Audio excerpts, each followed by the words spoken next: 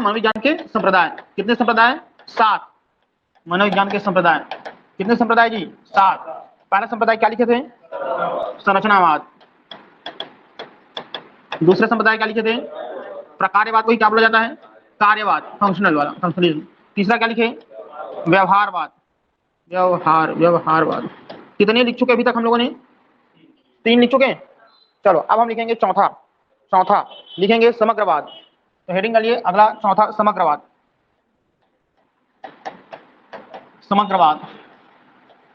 चौथा नंबर डाल के लिखिए समग्रवाद।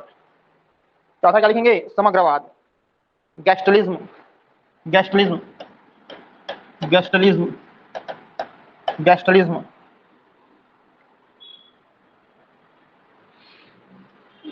अगर हम बात करेंगे गेस्टलिज्म, तो जो गेस्टाल्ट है, गेस्टाल्ट ये एक जर्मन भाषा का शब्द है। जर्मन भाषा, कौन भाषा शब्द है? जर्मन भाषा। अच्छा, गेस्टाल्ट किस भाषा शब्द है? जर्मन भाषा शब्द है। इसका मतलब होता है व्यवस्थित समग्र। इसका हिंदी मतलब है व्यवस्थित समग्र। गेस्टाल्ट का हिंदी में मतलब व्यवस्थित समग्र। अच्छा, इसी समग्रवाद को ही गेस्टाल्टवाद भी बोलते हैं। गेस्टाल्टवाद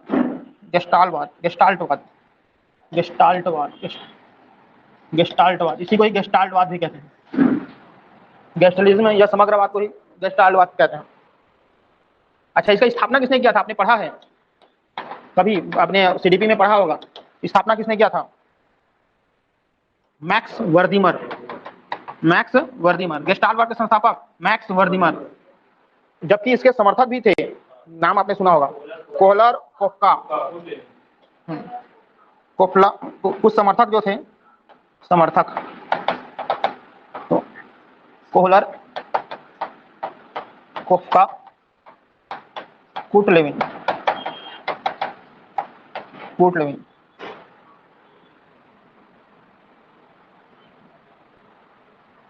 हो गया क्या? हो गया। इनका ये बोलना है कि किसी भी चीज को आप देख रहे हो, चाहे किसी व्यक्ति को देखो, किसी वस्तु को देखो, किसी भी चीज को देख रहे हो, आप उसके अलग अलग तत्वों को मत देखो, आप पूरे कंप्लीट देखो। लास्ट है कूटलेविन। कर्टलेविन भी बोलते हैं हम लोग, कर्टलेविन या कूटलेविन। हो गया क्या? तो बताइए, हम लोग जो पढ़ रहे हैं वो कौन सा पढ़ रहे हैं? समग्रवाद किस भाषा के शब्द से बना हुआ है? गेस्टाल्ट, जर्मन भाषा के गेस्टाल्ट, जिसका हिंदी मतलब क्या है? व्यवस्थित समग्र। इसका हिंदी मीनिंग होता है व्यवस्थित समग्र। इसकी स्थापनाकर्ता कौन है? मैक्स वर्दिमर। तथा इनके कुछ समर्थक भी है, सहयोगी भी है। कौन है? जैसे कोहलर, कोफ्का, कूटलेविन। ये इनके कौन हो गए? लोग सहयोगी हो गए। अच्छा, ये व्यवस्थित समग्र का मतलब मैंने अभी थोड़ा देर पहले बोला। गेस्टाल्ट का मतलब यह है कि किसी भी चीज को देख रहे हो, किसी भी व्यक्ति को देख रहे हो, किसी भी वस्तु को देख रहे हो, तो उसके तत्व को ना देखो, उसको सम्मिलित रूप से पूरा साथ देखो, एक साथ देखो। जैसे अब लड़का, जैसे मान लो रितेश, आप ढूंढने जा रहे हैं, लड़की देखने जा रहे हैं, आप उसको हर चीज मत देखो। तुम यार ये ऐसे है, ये खाना नहीं बनाए, ये कलियर वाला नहीं, मतलब हर चीज को नहीं, उसको आप ओवरऑल पूरा देखो, पूरा कंप्लीट। ऐसा बोल रहा है ये। तुम लोग का तो अलग ही चल जाता है। देखिए, किसी वस्तु या परिस्थिति को उसके विभिन्न तत्वों को रूप में ना देखकर, विभिन्न तत्वों के समूह के रूप में ना देखकर समग्र के रूप में देखा जाए। समग्र रूप में देखा जाए। ये किस पर जोड़ देते हैं? गेस्टाल्टवाद प्रमुख रूप से किस पर जोड़ देते हैं? गेस्टाल्ट।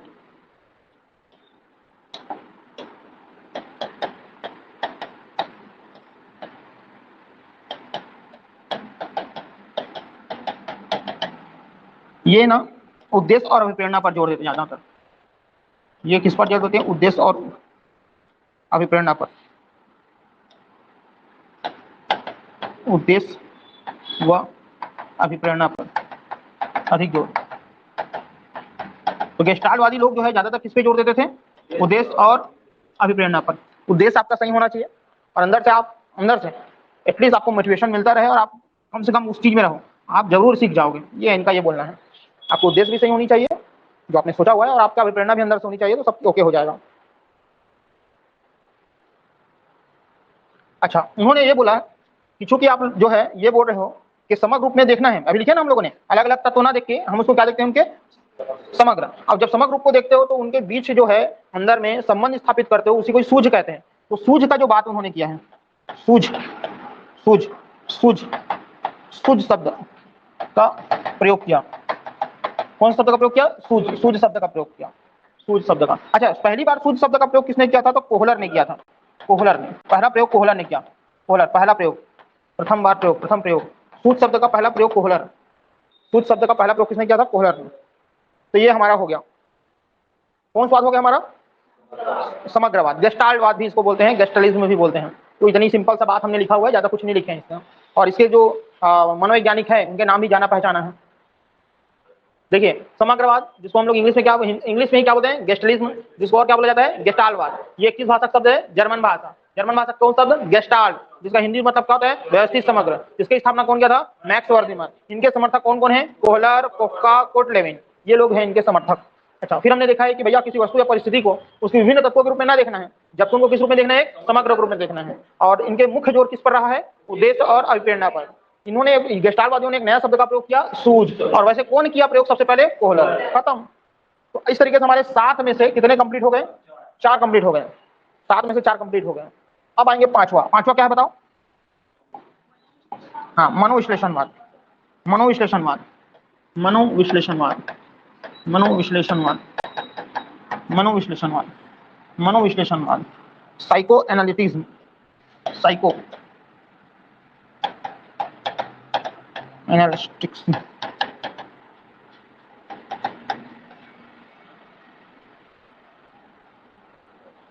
आपको सबने पढ़ा हुआ है और आप सबको पता ही होगा मनोविश्लेषणात्मक के जनक कौन है?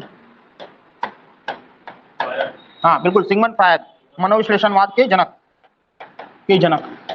मनोविश्लेषणवाद के जनक कौन है? Sigmund Freud. सिगमंड फ्रायड नाम सुने कि नहीं सुने? सुने हैं ना, सिगमंड फ्रायड। सिगमंड फ्रायड मनोविश्लेषणवाद के जो जनक है वो सिगमंड भैया Freud. Sigmund Freud. Sigmund Freud है। सिगमंड फ्रायड है। इन्होंने ना किस पर जोर दिया? तो चूंकि मनोविश्लेषण है तो मस्तिष्क वाला बात रहेगा। मस्तिष्क में भी ये अचेतन मानसिक क्रियाओं पर ज्यादा जोर दिया। अचेतन मानसिक क्रियाओं पर जोर। अचेतन मानसिक क्रिया। अचेतन मानसिक क्रियाओं पर जोर दिया। अचेतन मानसिक क्रियाओं, इंग्लिश में इसको आपको याद होगा अनकॉन्शियस, जानते हो ना? अनकॉन्शियस। अनकॉन्शियस मेंटल प्रोसेस पर विशेष बल। पर विशेष बल। पर विशेष बल। पर विशेष बल।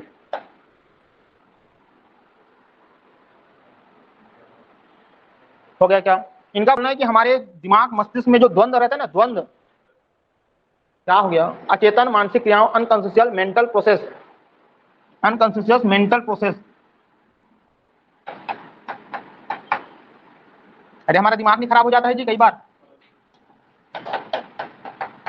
हो गया तक? तो क्या बोल रहा है? अचेतन मानसिक क्रियाओं पर विशेष बल दिया। उनका कहना था कि हमारे जो द्वंद्व होते हैं, द्वंद्व मतलब जानते हो ना? द्वंद्व हुआ है कि नहीं हुआ आप लोग आज तक कभी किसी के साथ? हुआ है कि आए दिन द्वंद्व करते रहते हो? घर में जाकर, अब भी घर में जाकर मोर खाना वाना नहीं बना, या खाना निकाल के नहीं रखे, कुछ भी हो जाता है ना द्वंद्व, या कभी कभी मानसिक विकार। तो ये सबका मुख्य कारण क्या है? यही है, अचेतन मानसिक विक्रिया है। कभी मूड खराब हो जाता है। अच्छा, कभी फोन में सामने वाले को सुनाना है, किसको सुना है? तो एक ही जन तो दिख रहा है, क्योंकि देखो भाई बहन को सुनाकर तो दे देते हैं, पर दोस्त को भी नहीं सुना सकते ज्यादा कुछ। कौन दिखेगा? एक ही जन दिख रहे हैं दुनिया में जो सुन सकते हैं। एक जन हो चाहे 2-3 जन हो, जैसा भी अपने हिसाब से। तो अचेतन मानसिक क्रियाओं पर विशेष बल दिया गया, और द्वंद्व के पीछे का कारण यही है, द्वंद्व और मानसिक विकार का कारण। द्वंद्व एवं मानसिक विकार का कारण। द्वंद्व और मानसिक विकार जैसे असामान्य विकार या असामान्य व्यवहार, जैसे व्यवहार का मुख्य कारण अचेतन है। क्या है? अचेतन।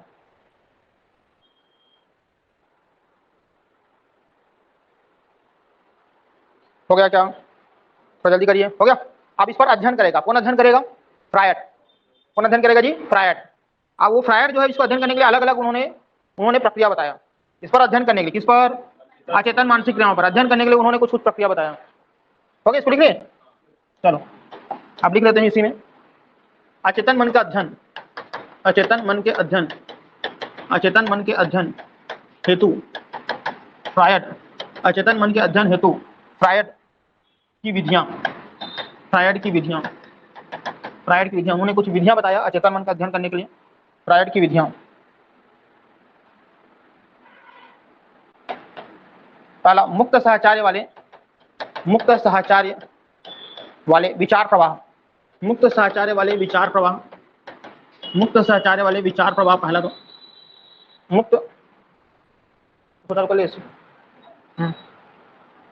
दूसरा सम्मोहन, जानते हो सम्मोहन?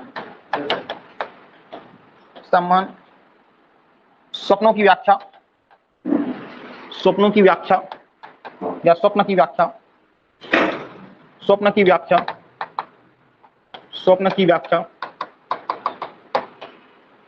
ये कुछ विधियां हैं।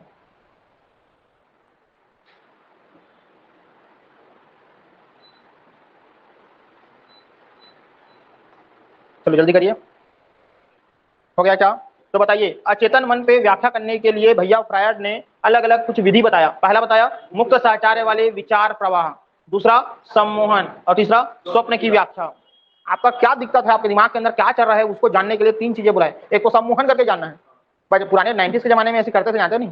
सम्मोहन, और इसको काक पकड़ाते थे, ऐसे झुलाते थे ऐसा। हाँ वही वाला, तो मुई भी है, ये वाले मुई, नाग नाग नहीं, क्या जानी दुश्मन, उसमें भी ऐसे करते हैं क्या? वो जो रहते हैं ना, वो क्या नाम है जी, जानी दुश्मन देखे नहीं? देखे, देखे हैं। उसमें जो व्हाइट कलर के क्रिश्चियन का पादरी रहता है, क्या नाम है यार वो हीरो का? राज बब्बर। वो करते रहता है, कराता है क्या वैसे? हाँ 90s के पिक्चर में तो होता ही था ये सब। हो गया, पता नहीं वो क्या रहता था ऐसे करना। एक आध दिन आप लोग भी कैसे करके देखना होता है, क्यों होता है। तो सम्मोहन करना है। अच्छा, आपके अंदर क्या स्वप्न चल रहा है भैया, उनका व्याख्या करना है कि तुम्हारा दिक्कत क्या है, तुम्हारा क्या चल रहा है तुम्हारे दिमाग में, यही सब देखना है। और पहले मुक्त साहचर्य वाले विचार प्रवाह, कि आप जो है अपने दिमाग में क्या चल रहा है उस विचार को आपको बताना है। तो मुक्त साहचर्य वाले विचार प्रवाह, तो ये तीन बात बोला है। किसने बोला? सिगमंड फ्रायड ने। क्योंकि आपके बीच जो द्वंद्व चल रहा है, वो द्वंद्व के पीछे का कारण क्या है? अचेतन मन। और अचेतन मन को जानने के लिए तीन विधि बताया। समझ में आ गया? तो आपके जो है, आपके भी अगर द्वंद्व चलता है, उनके पीछे कारण क्या है? अचेतन मन। चेतन मन ऐसा नहीं करता, चेतन मन तो जानता है सब चीज, अचेतन मन ही द्वंद्व कराता है। तो कहीं आप सामने से कोई चिल्लाए उल्लाए तो समझ जाना, तो अचेतन मन समझा देते नहीं, ते तो समझदार है, अचेतन मन समझ। चलिए, आप इसी अचेतन मन को समझाने के लिए जो फ्रायड ने किया, उसी कोई व्यक्ति है जो आगे बढ़ाएगा। तो इस संप्रदाय को आगे बढ़ाना है, इस संप्रदाय को आगे बढ़ाने, इस संप्रदाय को, कौन संप्रदाय? मनोविश्लेषण आगे बढ़ाने में सहयोग, मनोविश्लेषण को आगे बढ़ाने में सहयोग। एक तो आपको Alfred Adler, Alfred Adler, Alfred Adler, एक तो इसका नाम याद होनी चाहिए, अल्फ्रेड एडलर। और एक तो याद होना चाहिए जुंग, आपने पढ़ा है कार्ल जंग, जुंग, कार्ल जुंग। ये लोग भी मनोविश्लेषणात्मक वाले हैं, कार्ल जुंग।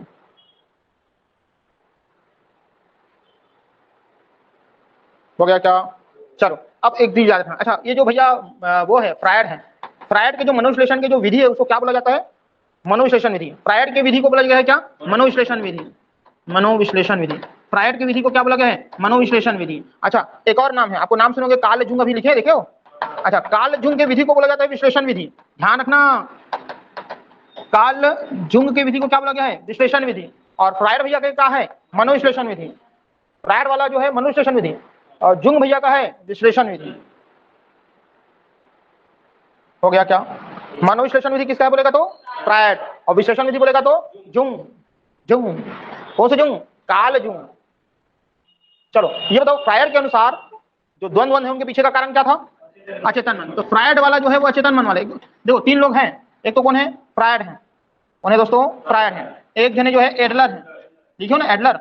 और एक भैया कौन है? Jung, Karl Jung, Karl Jung.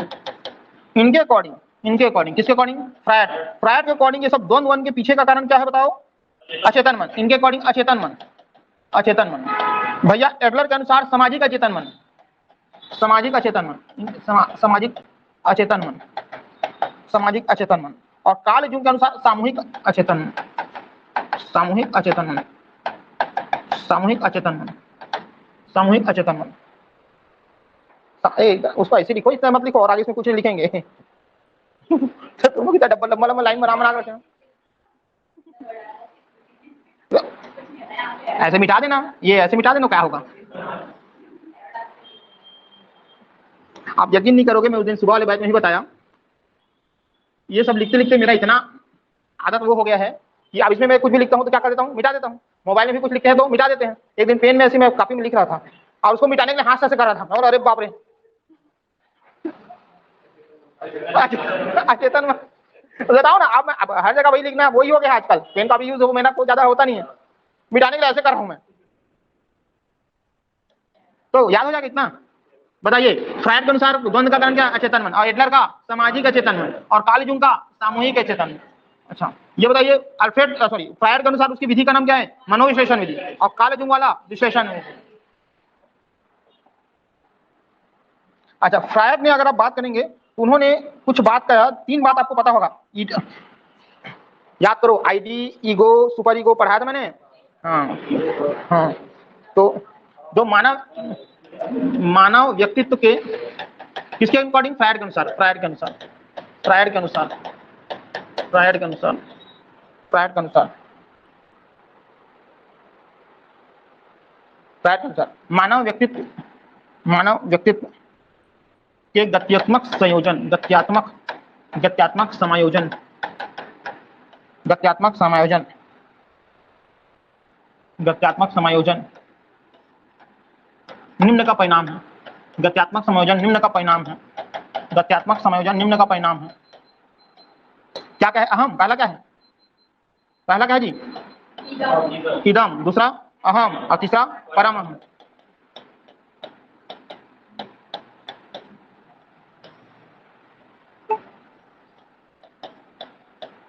इदम को क्या बोलते हैं इंग्लिश में? आईडी, और ईगो, इसको क्या बोलते हैं? ईगो, और इसको सुपर ईगो।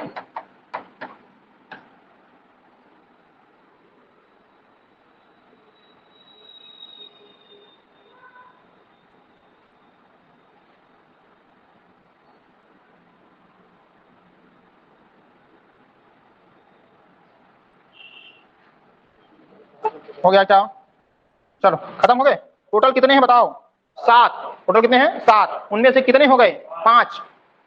कौन कौन सा 5 हुआ? पहला संरचनावादी, दूसरा प्रकार्यवाद, तीसरा व्यवहारवाद, चौथा मनुष्य नहीं समग्रवाद, गेस्टाल्टवाद, और 5वां मनोविश्लेषण। लेकिन ये पांचों पुराने हो गए, पांचों पुराने। ये सब लोग जो है आधुनिक मशीन समझते हैं। जो नए अब जो चल रहे हैं वर्तमान आधुनिक समय में, ये लास्ट के 2 हैं, मानवतावाद या मानवतावाद और संज्ञानवाद। ये करंट के आधुनिक समय के 2 कॉन्सेप्ट हैं। ये पांचों पुराने हो गए अब, क्योंकि हमने कितने लिखे हैं? 7। 5 पुराने हो गए। तो देखिए, वर्तमान परिप्रेक्ष्य में, वर्तमान परिप्रेक्ष्य में, वर्तमान परिप्रेक्ष्य में, वर्तमान परिप्रेक्ष्य में ये 5 या ये पांचों वर्तमान परिप्रेक्ष्य में ये पांचों संप्रदाय पुराने पड़ गए, पुराने पड़ गए, पुराने पड़ गए। पांचों संप्रदाय पुराने पड़ गए। तो नया कौन सा है? मानवतावादी और समाजवादी। चलो, तो इसमें हम लोग लिख लेते हैं, फिलहाल नया वाले लिख लेते हैं, मनोविज्ञान। फिर से लिख देते हैं, मनोविज्ञान। मनोविज्ञान में 2 बचा हुआ है। एक तो आपके मानवतावादी, मानवतावादी, मानवतावादी, उनके समर्थक लिख लेते हैं, और एक संज्ञानवादी के समर्थक लिखेंगे, या संज्ञानात्मक दृष्टिकोण के समर्थक।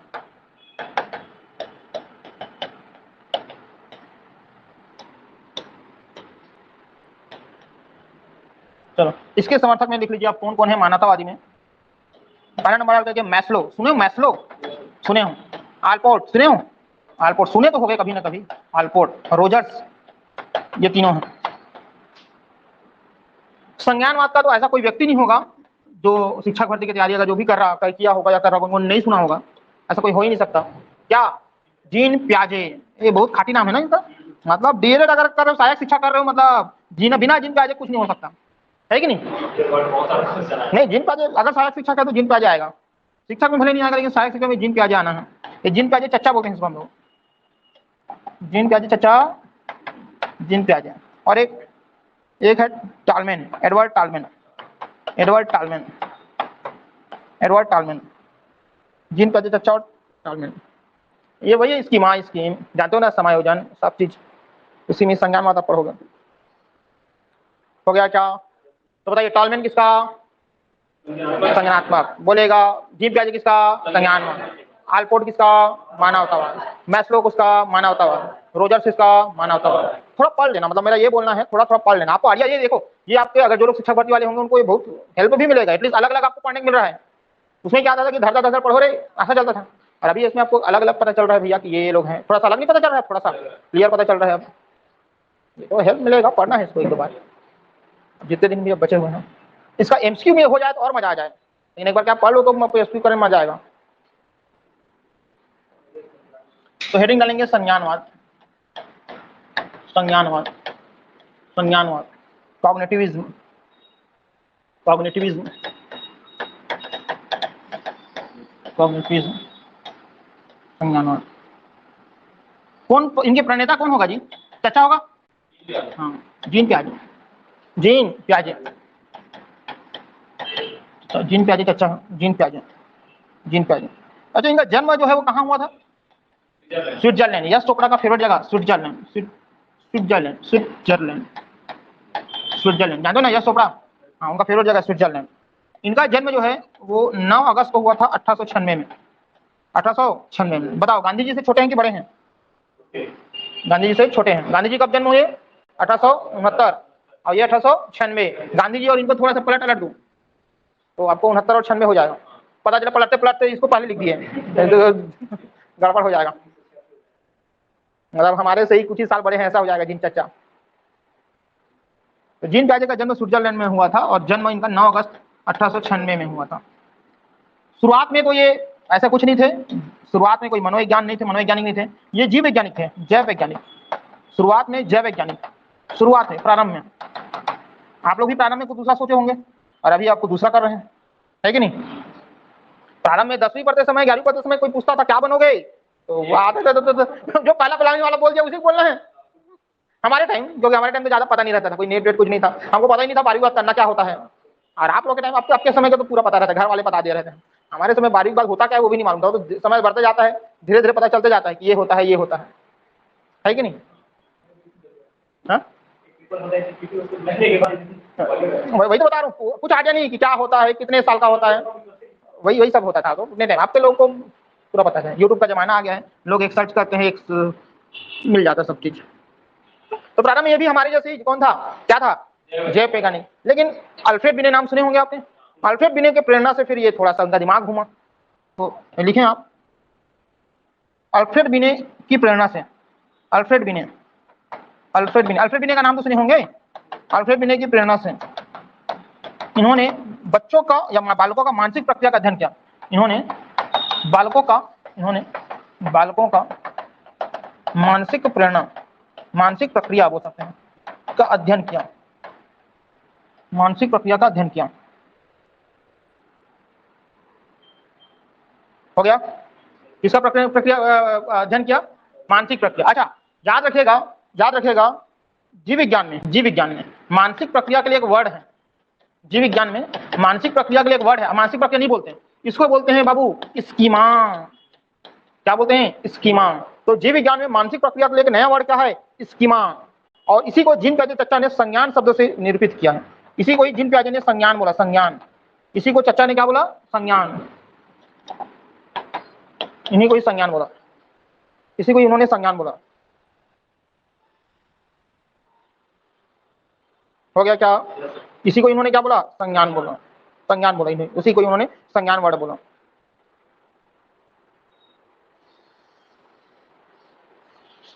उन्होंने इसमें एक बात बोला कि भैया इसी संज्ञान में जो दिमाग में हमारे जो सूचना है उनको ही हम नवीन परिस्थिति में उनका प्रयोग करते हैं, इसी को ही उन्होंने बोला। तो लिखिए उस लाइन को, क्योंकि इसी में दो भाग पढ़ोगे आगे चलकर, आपने सुना होगा अनुकूलन संगठन ऐसा सुने होंगे, है ना। तो लिखिए, कल आएंगे तो इसको लिखेंगे, बस एक लाइन आप लिख लीजिए।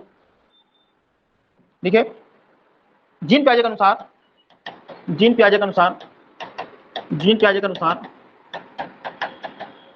जीन पियाजे के अनुसार संज्ञान का तात्पर्य, संज्ञान का तात्पर्य, जीन पियाजे के अनुसार संज्ञान का तात्पर्य